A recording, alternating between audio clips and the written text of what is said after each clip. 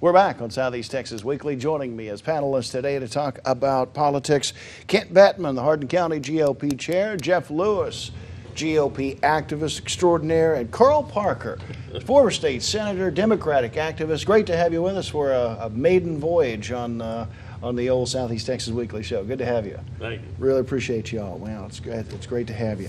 All right, let's talk about this matter of the Fifth Circuit ruling in New Orleans. Fifth Circuit with a stay, essentially, in brass, at the very, core level here, is going to allow broad parts of the sweeping Texas abortion bill to remain intact. Critics of this bill say it's horrific for this matter of women and their choices in the state of Texas, reducing our state from some 40 abortion clinics to, I think it's 7 abortion clinics. El Paso, the Rio Grande Valley, vastly underserved in this area.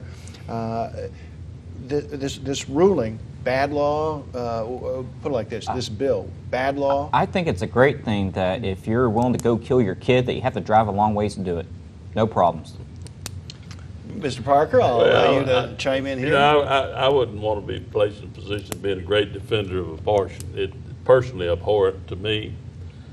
But on the other hand, I don't think that it's a place of government to tell women what they have to do or families what they have to do. The great Republican strategy is individual freedom, and that applies, it appears, except when they want to tell women what to do. No, it's not a matter of telling women what to do. You got a life for the Let's kids. not interrupt one another. Okay. I will let you defend abortion as much as you want. Go ahead. I will be polite to you. You'll be polite to me. Go right ahead. Go ahead. Let us finish. The other thing is, it's kind of a phony thing because the Supreme Court legalized abortion. It's legal. Roe v. Wade. And it appears that all these things are an effort to make it illegal by putting so many restrictions on it. Rick Perry, for example, just pointed out that the comedian who died in the clinic, supposedly to justify requiring doctors to qualify for full the surgical ambulatory, privileges. yeah.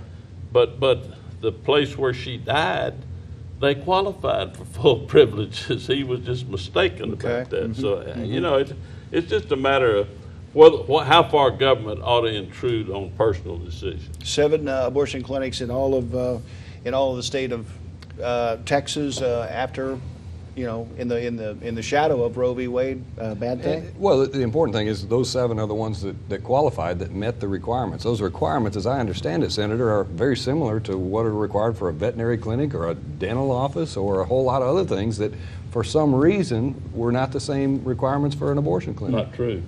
Not true. A dentist, if you applied the same restrictions to a dentist, you'd have to close most of the dentist office here in Bowen. They don't have to have hospital privileges.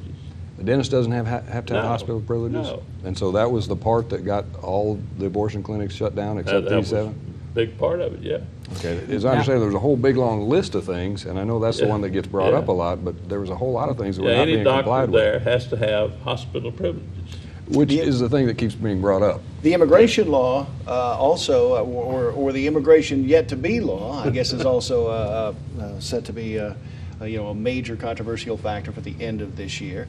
The Obama administration, Jeff Lewis, evidently saying that they have chosen to make no executive actions on this matter of deferred deportations before the November elections, but promised, just days ago, the Hispanic caucus in Washington, that there would be a decision, there would be executive action, rather, before the end of the year. Is it legal for the president to act in this manner with his executive order?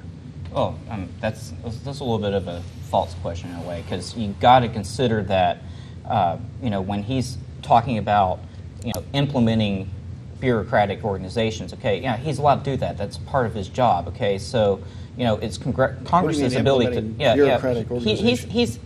He has the discretion to be able to control essentially what a bureaucratic organization does. Okay, now it's Congress's job to oversee that, and I think where we've gotten into the stalemate is that you have Congress telling them to do one thing and the president saying to do another. So you have a conflict. And I think what we're going to do is resolve that conflict come November when we change the Democratic Senate. What is the Republicans' big party with what you in the Republican Party have called amnesty for some of the undocumented immigrants?